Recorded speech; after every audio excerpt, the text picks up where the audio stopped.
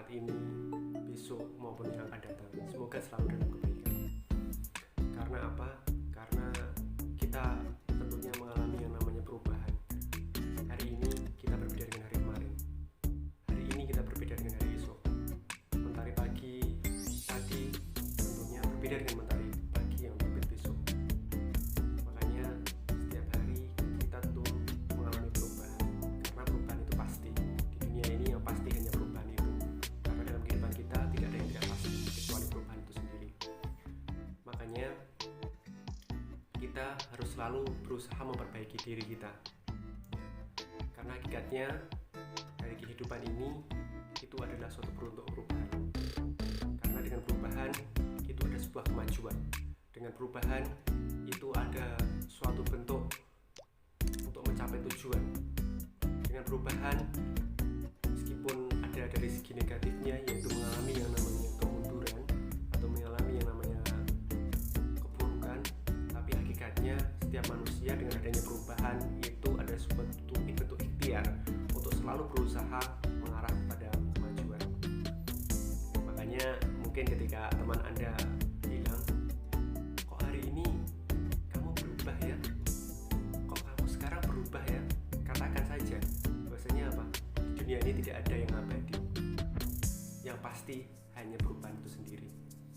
Makanya kita diingatkan oleh Allah Subhanahu wa taala terutama dalam surat Al-Asr, ya, demi masa sesungguhnya manusia itu dalam hal kerugian, kecuali apa? Kecuali bagi orang yang menjalankan amal soleh dan saling mengingatkan dalam kebaikan dan kesabaran. Ya, perlu Anda ingat ini, kita pasti tidak lepas ya dari namanya perubahan. Oleh sebab itu, dengan perubahan kita harus berorientasi pada kemajuan. Dengan perubahan jangan sampai kita mengulang masa lalu yang buruk. Dengan perubahan jangan sampai kita masuk lubang yang sama untuk terjerembab di dalamnya. Ingat, kita ini adalah orang-orang yang mampu untuk berpikir. Kita adalah orang-orang yang mampu berikhtiar. Yang terakhir, kita adalah orang-orang yang diberi kesempatan untuk berdoa kepada Allah Subhanahu wa taala. Semoga ke depan kita semakin baik lagi, semakin menuju hal yang lebih bermanfaat. Terkait dengan materi hari ini, kita juga akan belajar tentang namanya perubahan. Apa itu? Perubahan sosial. Oke, siswa-siswi sekalian yang insya Allah dirahmati Allah Subhanahu wa taala, semoga kalian tetap sehat, tetap terjaga dalam keadaan baik semua. Dan semoga juga kalian tetap aktif, kreatif, dan mampu berinovatif sehingga mampu untuk menghadapi tantangan revolusi 4.0 yang kita hadapi saat ini. Pada pertemuan kita untuk materi sosiologi kelas 12 yang pertama yaitu KD 3.1 masuk dalam indikator 1. Terkait dengan KD 3.1 itu berisi tentang memahami berbagai jenis dan faktor-faktor perubahan sosial serta akibat yang ditimbulkan dalam kehidupan masyarakat. Selama beberapa pertemuan nanti kita akan mengkaji tentang KD ini. KD ini untuk terutama pertemuan kita yang pertama yaitu akan membahas tentang indikator 1, yaitu memahami konsep perubahan sosial. Untuk mengawali pada pertemuan ini terkait kajian kita terkait dengan konsep perubahan sosial, kita perlu tahu dulu apa yang dimaksud dengan perubahan sosial. Dari gambar ini sebenarnya kita sudah sedikit memahami ya, sedikit bisa mencerna. Di sini ada layar monitor yang berisi tentang game online dan orang yang menatap HP yang dipaksa oleh HP-nya untuk terus menatap HP-nya. Dari sini bisa kita lihat, game online itu lahir atau dapat dioperasikan melalui gadget. Gadget itu merupakan suatu benda material atau benda fisik. Tetapi seorang yang terus memandang HP-nya untuk bermain itu adalah pola perilaku. Berarti apa? Perubahan sosial di sini tidak lepas dari yang namanya perubahan secara fisik maupun perubahan secara non-fisik atau pola perilaku. Apa buktinya? Bisa kita lihat di sini. Dari berbagai ahli, perubahan sosial itu apa? Dapat kita simpulkan bahwa perubahan sosial itu merupakan segala perubahan pada lembaga-lembaga kemasyarakatan yang memengaruhi sistem sosial. Sistem sosial ini termasuk di dalamnya ada nilai, sikap, dan pola perilaku masyarakat, dan juga struktur sosialnya yang mencakup lembaga sosial, kelompok sosial, norma sosial, dan stratifikasi sosial. Dapat kita simpulkan, jadi perubahan pada gambar yang di bawah ini itu perubahan pada nilai. Suatu hal yang dianggap baik oleh masyarakat sekarang sudah mulai berubah, mengalami suatu bentuk pergeseran.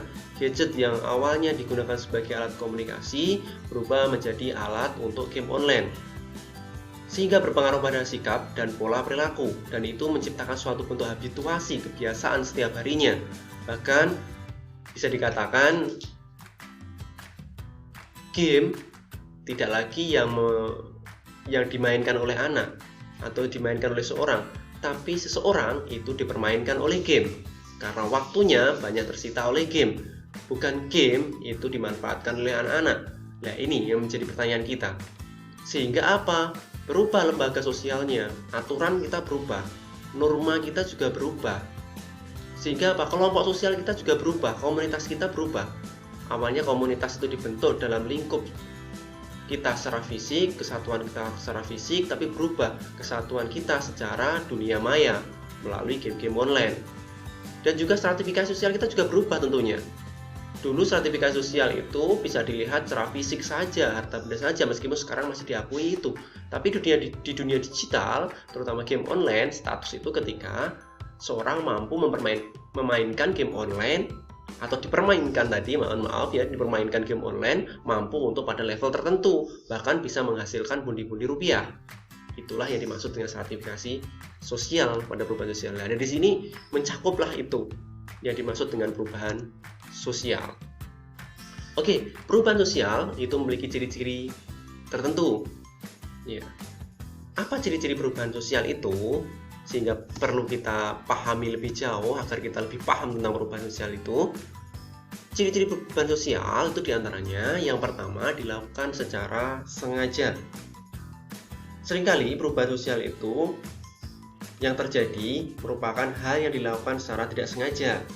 Tetapi perlu Anda ingat, perubahan itu kebanyakan melalui hal yang sifatnya sengaja, melalui planning. Misalkan apa? Misalkan kita bisa melihat di sini ya, penemuan monitor, penemuan alat-alat komputer itu biasanya digunakan untuk mempermudah aktivitas manusia dalam hal bekerja lebih efektif dan efisien. Namun faktanya juga di balik itu ada perubahan yang tidak sengaja. Apa di sini yang terjadi? Di sini malah digunakan untuk game online. Berarti perubahan yang tidak sengaja itu biasanya ada mengiringi dari perubahan yang sengaja. Yang kedua, terjadi di berbagai tempat. Jadi tidak ada pun satupun masyarakat yang tidak mengalami perubahan sosial. Bahkan di suku paling pedalaman pun dimanapun itu pasti mengalami perubahan sosial. Hanya skalanya yang berbeda. Ada perubahan sosial itu berskala cepat, ada perubahan sosial yang berskala lambat. Bisa kita takar, mungkin di kota itu perubahannya berskala cepat, tapi di desa itu perubahannya secara lambat. Karena mungkin di kota itu sering kali banyak yang terdiri dari berbagai masyarakat, tapi di desa itu memiliki masyarakat yang relatif homogen. Yang ketiga, prosesnya itu berkelanjutan. Maksudnya prosesnya berkelanjutan apa? Proses berkelanjutan di sini maksudnya adalah terus-menerus, sehingga masyarakat akan selalu mengalami proses dari tahapan tertentu ke tahapan yang lain. Ya. Jadi tidak hanya berhenti pada suatu tahapan, tapi masyarakat terus mengalami yang namanya proses berkelanjutan. Ya. Dari gambar ini bisa kita lihat seorang gitu ya, yang awalnya menggarap sawah secara tradisional itu berubah menjadi masyarakat yang menggunakan hal-hal atau peralatan modern. Berarti ini berkelanjutan, dan perubahan itu tidak mungkin berhenti. Pasti melalui tahapan demi tahapan, meskipun kadangkala perubahan itu juga mengalami siklus atau kembali ke perubahan selanjutnya. Misalkan apa? Model maju, model pakaian, dan sebagainya. Yang keempat, itu sifatnya imitatif. Apa yang dimaksud imitatif? Imitatif di sini adalah maksudnya saling mempengaruhi satu kelompok dengan kelompok yang lain. Biasanya imitatif ini banyak dimanfaatkan oleh media-media iklan tertentu. Sehingga imitatif biasanya peniruan itu mudah sekali diikuti oleh masyarakat. Misalkan public figure tertentu ketika memiliki follower sangat cukup banyak, biasanya itu ketika pasang iklan di media sosialnya itu harus membayar cukup banyak juga. Hal ini karena apa? Karena public figure itu sering dijadikan panutan, sering dijadikan trend fashion. Akhirnya apa? Ketika public figure itu menggunakan produk tertentu, produk itu akhirnya diikuti oleh massa, secara masif diikuti oleh masyarakat secara luas. Yang kelima, itu sering menimbulkan kontroversi. Dari berbagai bentuk perubahan sosial, itu seringkali ada beberapa yang menimbulkan kontroversi. Seperti terdapat teknologi mesin yang akan membuat semua pekerjaan menjadi mudah, tapi justru akan membuat rugi bagi para pekerja atau buruh. Biasanya ada penemuan baru gitu ya, penemuan baru gitu. Misalkan penemuan mesin. Itu akhirnya apa? Para buruh itu banyak yang ke PHK. Karena apa? Karena pekerjaannya banyak diganti oleh tenaga mesin. Yang keenam, itu menimbulkan disorganisasi sementara. Maksudnya disorganisasi sementara apa? Perubahan sosial yang berlangsung dengan waktu yang relatif cepat itu dapat menimbulkan disorganisasi. Disorganisasi sendiri adalah kondisi kacau yang disebabkan dari adanya adaptasi beberapa unsur sosial yang hidup dalam masyarakat. Jadi, ketika terjadi perubahan secara cepat, itu rawan terjadi yang namanya disorganisasi. Contohnya dalam gambar ini ya.